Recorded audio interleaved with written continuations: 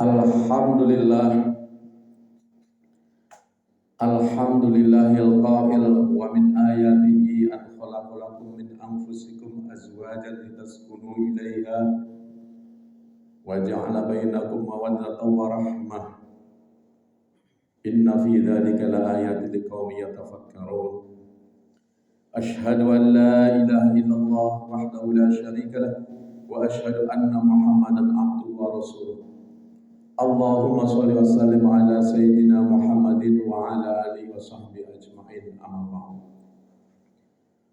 Fa ya ayyuhal muslimun usikum wa iyaya bittaqwallah faqad fazal muttaqun. Wasma'u ma qala Allah ta'ala fil Qur'anil Karim. A'udzu billahi minasy syaithanir rajim.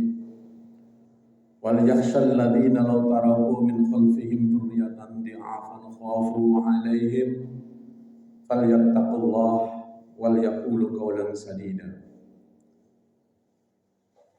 Hadirin jamaah Jumat rahimakumullah. Sebagai salah satu rukun khutbah, kami sampaikan pesan atau wasiat khususnya untuk diri pribadi kami dan kepada kita sekalian. Marilah kita terus berusaha meningkatkan ketakwaan kita kepada Allah dengan terus berusaha menjalankan segala perintah-perintahnya dan berupaya menjauhi segala larangannya.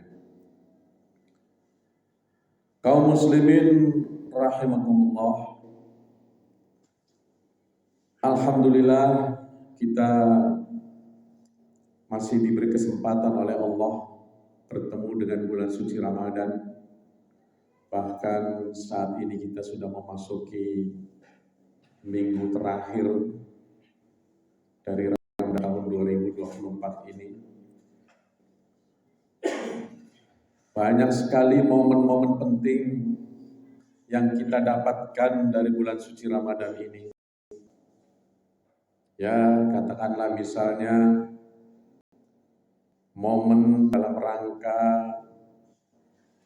kita membersihkan diri kita dari dosa-dosa karena kesempatan Allah lagi menebarkan ampunannya kepada kita semua.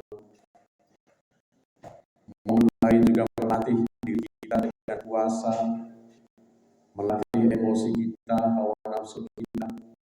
Karena puasa itu harapannya Nabi bukan hanya sekedar menahan lapar dan dahaga saja, tetapi bagaimana agar puasa kita diterima oleh Allah, kita juga harus menjauhkan diri dari hal-hal yang merusaknya.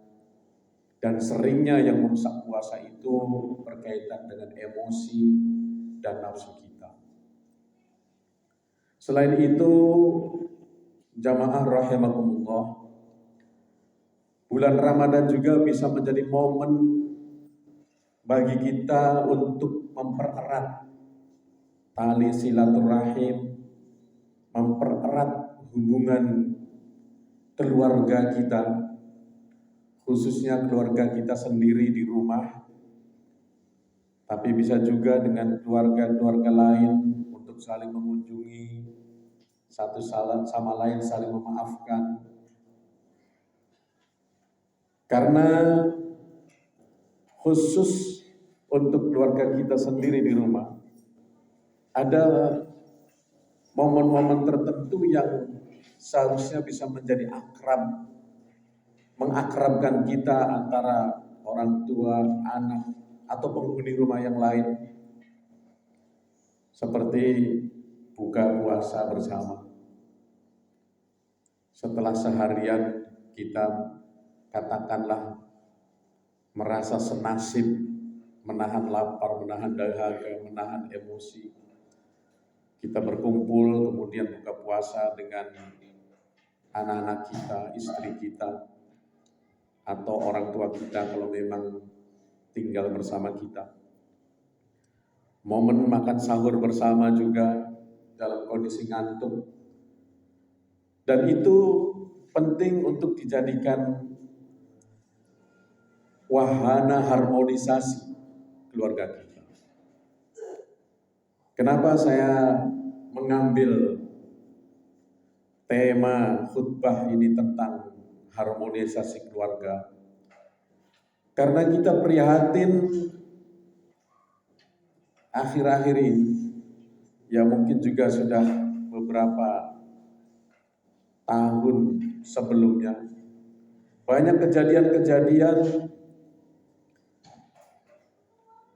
yang cukup memilukan kita, cukup memprihatinkan kita. 1-2 hari lalu saya dengar berita di Kolaka Timur ada seorang anak membunuh ayah tirinya. Beberapa minggu, bulan sebelumnya ada juga berita-berita lain tentang ibu yang membunuh anaknya, orang tua membunuh anaknya, anak membunuh orang tuanya, na'udzubillah. Ada juga berita tentang kakak beradik yang baku bunuh gara-gara warisan. Nah, ini semua tentu kalau kita tilik dari hulu, dari awalnya, jangan sampai ada disharmonisasi sebelumnya di keluarga kita. Inilah pentingnya. Makanya tadi ayat yang saya sampaikan di awal mengingatkan kita semua, itu sebenarnya ayat yang sangat viral, sangat populer, karena kalau ada undangan pernikahan pasti ayat itu muncul di dalam kertas undangan. Ada dalam surat Ar-Rum ayat 21. Kata Allah, wa min ayati an khalaqalakum, dan seterusnya. Dan di antara tanda-tanda kekuasaan Allah, itu Allah menciptakan min anfusikum, dari jenismu sendiri, dari jenis manusia. Cuma perempuan dengan laki-laki. Dari jenis perempuan dan laki-laki, ini bukan satu jenis. Kita menentang orang Islam, umat Islam, ajaran Islam menentang perkawinan satu jenis. Na'udzubillah. Yang dimaksud jenis di sini adalah jenis manusia, ada laki-laki dan perempuan. Azwajan sebagai pasangan hidupmu, sebagai istrimu. Litaskunu ilaiha, litaskunu itu supaya sakinah, supaya kita tenang. Wa ja'alna bainakum mawaddatan wa rahmah, dan kemudian Allah juga menjadikan perasaan kita, memunculkan perasaan kita mawaddah warahmah, muncul cinta dan kasih sayang. Ini semua ada tanda-tanda bagi orang yang mau berpikir, kata Allah. Ada 3 poin di dalam ayat itu yang perlu terus kita pupuk, yaitu bagaimana kita bisa mewujudkan sakinah, mawaddah warahmah. Yang terpenting adalah bagaimana kita bisa berkomunikasi dengan istri kita dengan sebaik-baiknya, dengan anak-anak kita. Karena mohon maaf, biasanya kalau baru-baru menikah, suami senang sekali mendengarkan kalau istri bercerita. Begitu juga sebaliknya, seorang istri biasa menunggu dengan sabar suaminya bercerita. Tapi begitu sudah punya anak 3, 4, apalagi sampai 5, kadang-kadang obrolan suami istri itu. Nah, ini sering kejadian, sering kenyataan. Kalau suami istri yang sudah lama menikah, sudah banyak anaknya, biasanya kalau ngobrolnya lewat 10 menit, ujungnya bertengkar. Wallahu a'lam, ada saja persoalannya itu yang memicu pertengkaran di antara suami istri. Dalam ayat lain, di dalam surat An-Nisa ayat 9 yang saya sampaikan juga tadi, kata Allah, wal yakhshal ladzina law taraku min khalfihim dzurriyyatan dhi'afan khafu 'alaihim falyattaqullaha wal yaqulu qawlan sadida. Begitu juga terhadap anak-anak kita mesti lebih-lebih sebagai kepala rumah tangga, sebagai kepala keluarga, tentu kita memiliki tanggung jawab yang besar karena kita sebagai nahkoda di dalam rumah tangga kita. Apa yang kita setir? Di antaranya kata Allah dalam ayat itu, kita hendaknya merasa cemas, merasa takut apabila kita meninggalkan anak-anak kita dalam kondisi lemah. Dzurriatan di'afan, do'if, lemah. Khafu alaihim, bagaimana anak saya nanti besarnya mau jadi apa? Bagaimana anak saya yang baru saya lahirkan, apakah gizinya bisa tercukupi? Sekarang juga lagi rame-rame stunting, jamaah sekalian. Banyak kasus stunting di Indonesia. Sampai-sampai PBB itu mengecap Indonesia sebagai negara dengan gizi buruk. Kenapa? Karena angka stuntingnya di negara kita lebih dari 20%. Dan khusus Sulawesi Tenggara itu terakhir lalu 2022 27,7%. Saya dengar lagi ada kemungkinan naik malah angka Desember 2023 dari hasil survei kesehatan Indonesia.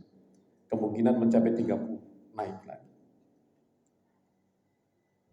Penyebab stunting itu adalah ada dua.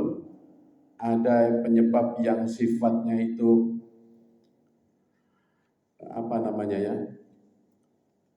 spesifik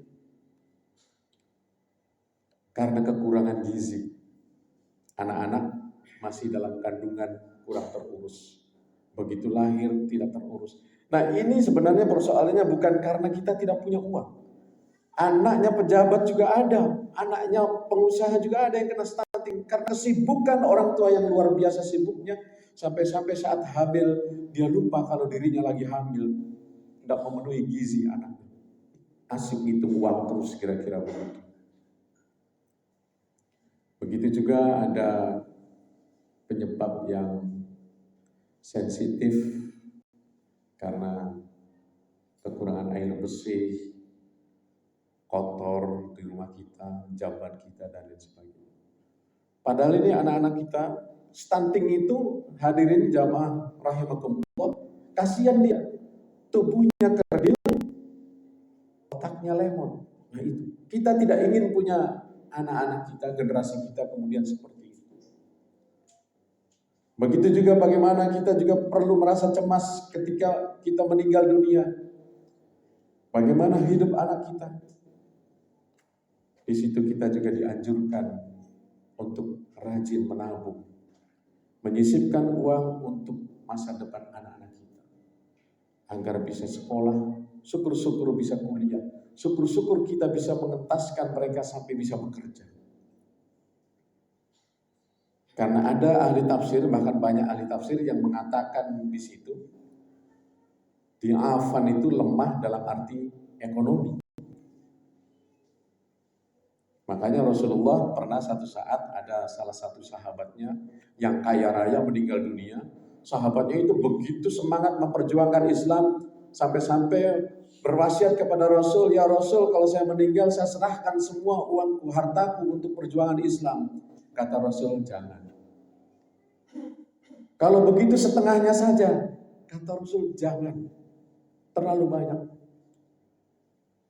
Kalau begitu sepertiganya saja. Itu pun masih terlalu banyak. Maksudnya untuk perjuangan Islam sepertiganya saja, yang yang sisanya itu, yang banyaknya itu, kata Nabi, kamu harus sisipkan, kamu harus simpankan untuk anak-anak. Artinya penting kita menyiapkan masa depan anak-anak. Nah kemudian ayat tadi di ujungnya adalah wal yattaqullah wal yaqulu qaulan sadida. Agar kita juga bisa mendidik diri kita, istri dan anak kita, maka kita jangan bosan-bosan mengajak anak istri kita untuk bertakwa kepada Allah. Tentu kita beri keteladanan dulu, kita biasakan dulu melakukan hal-hal yang berkaitan dengan takwa. Kemudian istri kita mengikuti, anak-anak kita mengikuti. Dan yang penting lagi, wal yaqulu qaulan sadidan. Bangun komunikasi dengan baik. Berbicaralah dengan benar. Itu bisa ditafsirkan sebagai berkomunikasi dengan anak-anak, dengan istri itu dengan baik. Ya kalau orang tua-tua kita dulu mengatakan kalau istri lagi capek, tiba-tiba emosi marah, kita suaminya harus jadi air, kalau istri kita jadi api. Begitu juga ketika suami lagi emosi, mungkin ada masalah kerjaan, sang istri harus bisa menjadi air supaya saling menenangkan. Dengan anak-anak, jangan biasakan kita menggunakan cara-cara temperamental, emosional mendidik mereka, karena itu biasanya dengan sendirinya akan mengikut. Dan ujung-ujungnya naudzubillah, jangan sampai terjadi sama anak-anak kita, kemudian dia punya hidup penuh dengan temperamental yang kasar, yang tinggi, yang emosional. Dan ini akibatnya nanti bisa seperti yang kasus-kasus yang saya ceritakan di awal. Hadirin jamaah rahimakumullah, inilah yang dapat kami sampaikan. Mudah-mudahan khutbah Jumat sekitar 15 menit ini bisa sama-sama, termasuk diri saya, untuk kita back to family, kembali kepada keluarga dengan rujukannya adalah pedoman yang Rasulullah sudah wasiatkan kepada kita, Al-Quran dan Sunnah.